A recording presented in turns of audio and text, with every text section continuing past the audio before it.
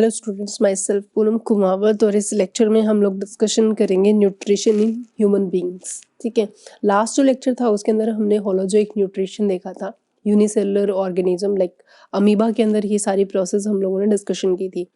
इस लेक्चर में हम स्पेसिफिक बात करेंगे ह्यूमन के रिस्पेक्ट में कि जो ह्यूमन है, ह्यूमन के अंदर जो न्यूट्रिशन की प्रोसेस है वो किस तरीके से होती है। अगर ह्यूमन में देखें तो जो न्यूट्रिशन रहता है वो रहता है होलोजोइक न्यूट्रिशन। ठीक है, होलोजोइक न्यूट्रिशन प्रेजेंट होता है ह्यूमन में।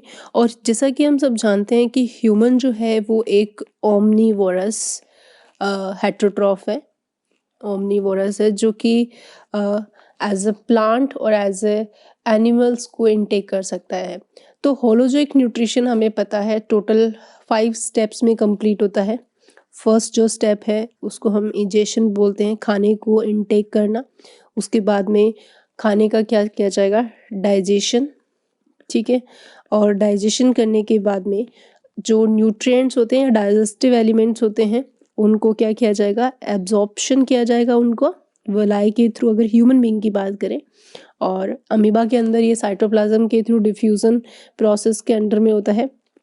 और फिर असिमिलेशन होता है, जो भी न्यूट्रिएंट जो एब्जॉर्व किए हैं उनको ऑल ओवर पूरी बॉडी की सेल्स तक पहुंचाना।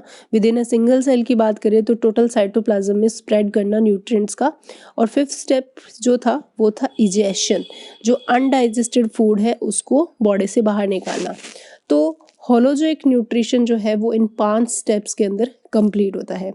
वहीं अगर हम ह्यूमन के बारे में बात करें तो ह्यूमन के अंदर होलोजोइक न्यूट्रिशन को कंप्लीट करने के लिए एक स्पेसिफिक स्पेशल सिस्टम प्रेजेंट होता है और उस सिस्टम को बोला जाता है ह्यूमन डाइजेस्टिव सिस्टम। ठीक है, ह्यूमन डाइजेस्टिव सिस्टम के बारे में डिस्कशन करें तो ह्यूमन का जो डाइजेस्टिव सिस्टम है वो बेसिकली कंसिस्ट होता है 2 पार्ट से, यानी कि ह्यूमन का जो डाइजेस्टिव सिस्टम है वो 2 पार्ट से मिल के बना होता है। Consist of 2 parts.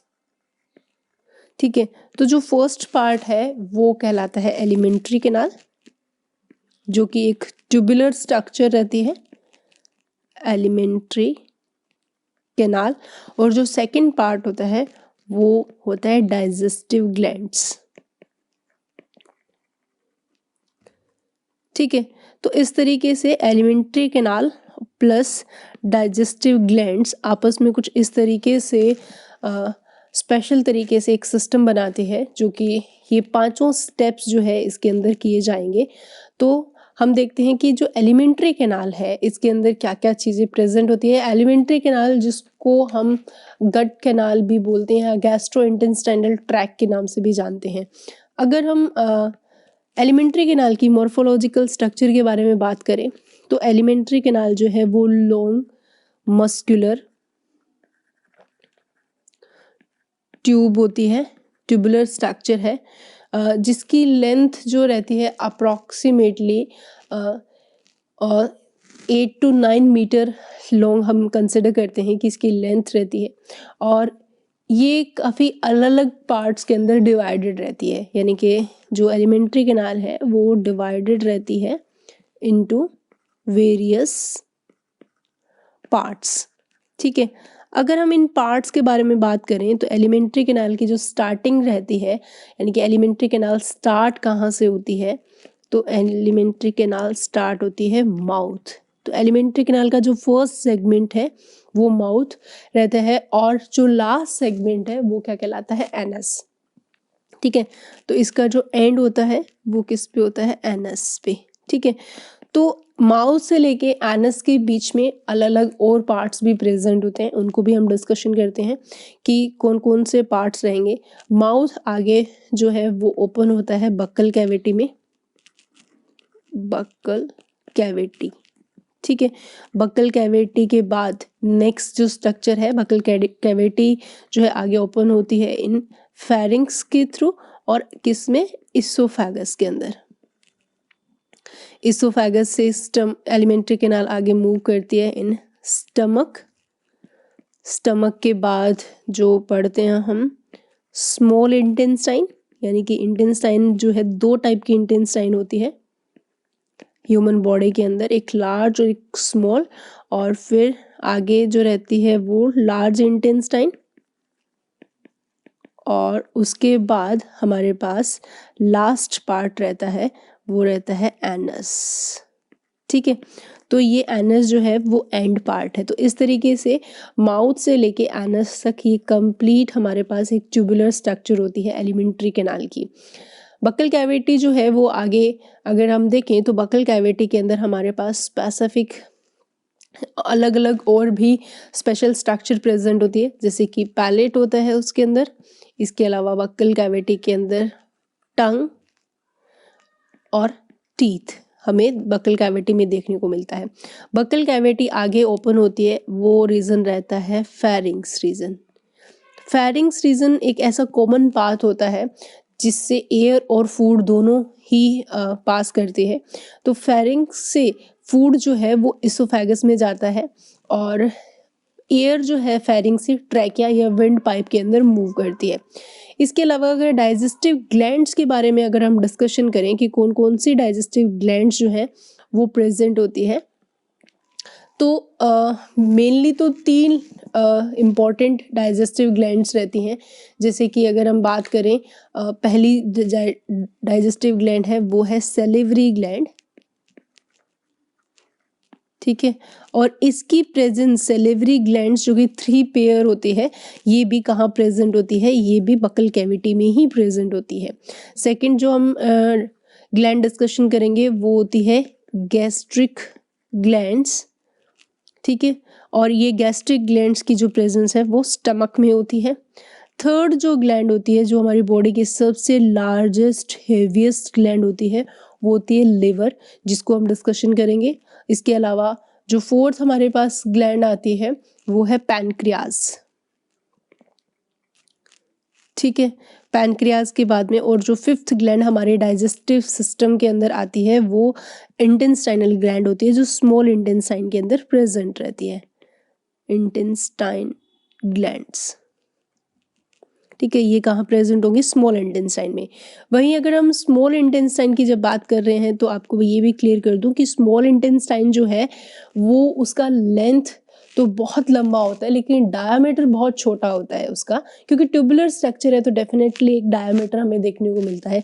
जबकि लार्ज इंटेस्टाइन जो होती है उसकी लेंथ कम होती है लेकिन उसका डायामीटर ज़्यादा होता है। इनको हम डायग्रामेटिक समझेंगे, लेकिन उससे पहले मैं आपको क्लियर कर दूं कि स्टमक जो है वो स्मॉल इंटेस्टाइन के फर्स्ट पार्ट में खुलती है, यानी कि स्मॉल इंटेस्टाइन 3 पार्ट में डिवाइडेड रहती है।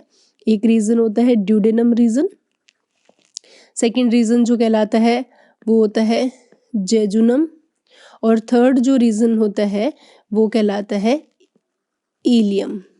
ठीक है, तो ड्यूडेनम, जेजुनम और इलियम ये 3 पार्ट है स्मॉल इंटेस्टाइन के, ये फर्स्ट, ये सेकंड और ये थर्ड पार्ट है।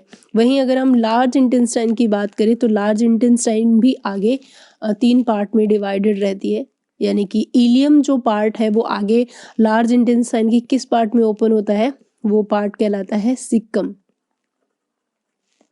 जो आगे ओपन होगा कॉलन के अंदर, और कॉलन आगे ओपन होता है रैक्टम में, और रैक्टम जो है आगे ओपन होगा एनस के अंदर, यानी कि किस में जाके खुलेगा, एनस के अंदर। तो इस तरीके से हम देखते हैं कि एलिमेंट्री कैनाल और डाइजेस्टिव सिस्टम कंप्लीट कर दोनों मिलके ह्यूमन का डाइजेस्टिव सिस्टम बनाते हैं। तो ह्यूमन डाइजेस्टिव सिस्टम का डायग्राम अगर हम देखें तो कुछ इस तरीके से होगा। तो इस डायग्राम में हम लोग देख सकते हैं कि सबसे पहला जो पार्ट रहता है एलिमेंट्री कैनाल का, माउथ होता है। ठीक है, और यहाँ पे माउथ है, और माउथ जो आगे ओपन होता है वो जहाँ पे पैलेट, यूल्वा, टंग और टीथ प्रेजेंट होता है, ये जो रीजन होता है वो क्या कहलाता है, बक्कल कैविटी।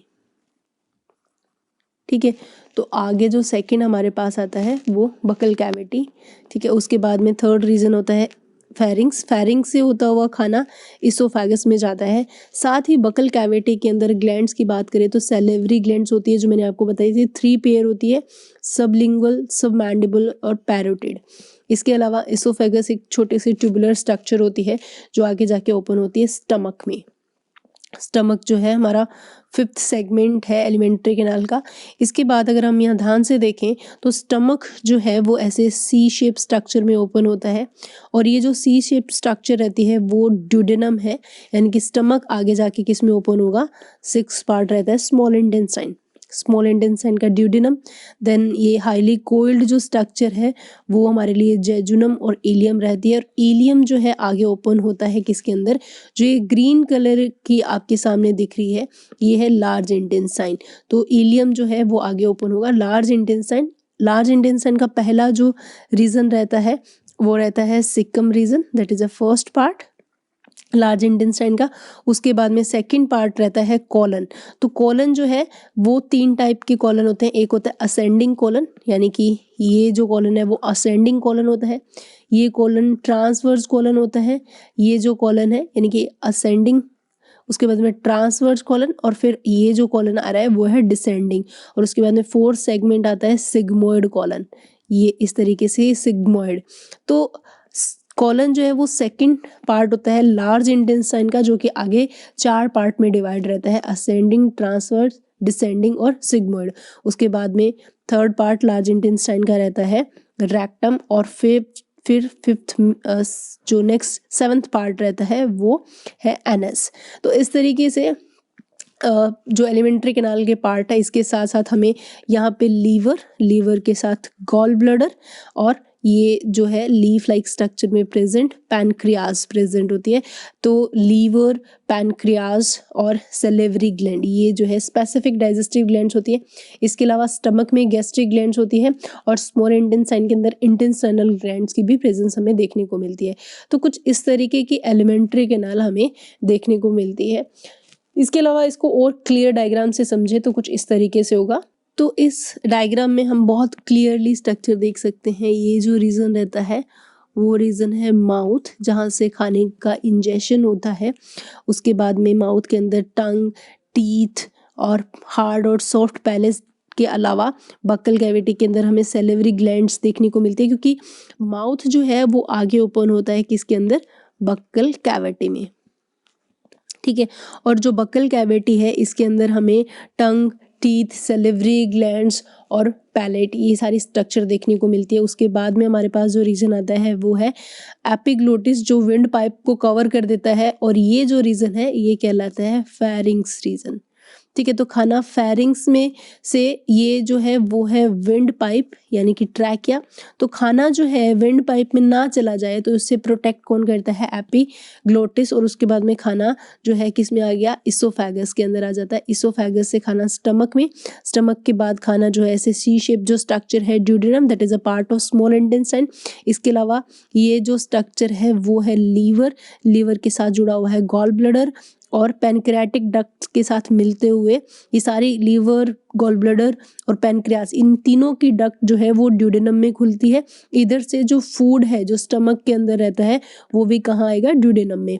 तो ड्यूडेनम, उसके बाद में जेजुनम और इलियम, ये कंप्लीट सेगमेंट होता है स्मॉल इंटेस्टाइन का, और स्मॉल इंटेस्टाइन कंप्लीट एब्जॉर्प्शन और डाइजेशन के लिए रिस्पॉन्सिबल होती है। उसके बाद में ये जो ग्रीन कलर का सेगमेंट दिख रहा है ये हमारे पास आता है लार्ज इंटेस्टाइन का, और लास्ट में स्मॉल इंटेस्टाइन के बाद में लार्ज इंटेस्टाइन, और लार्ज इंटेस्टाइन आगे जाके ओपन होती है रेक्टम से होती हुई एनस के अंदर।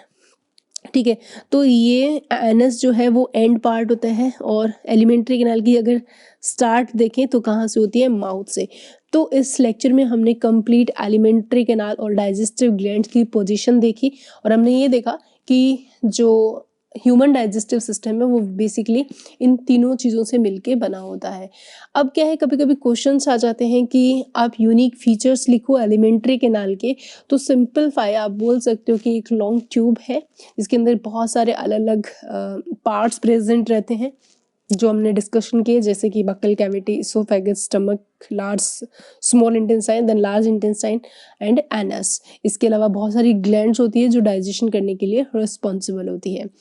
तो नेक्स्ट लेक्चर में हम मिलेंगे एलिमेंट्री कैनाल की एक एक पार्ट के साथ, यानी कि सबसे पहले हम माउथ और बक्कल कैविटी की स्ट्रक्चर देखेंगे विद डायग्राम के थ्रू। उसके बाद में नेक्स्ट जो अपकमिंग लेक्चर है उनके अंदर आपको कंप्लीट स्ट्रक्चर एलिमेंट्री कैनाल की देखने को मिलेगी। सो नेक्स्ट लेक्चर में मिलते हैं, तब तक के लिए stay happy, keep studying, thank you.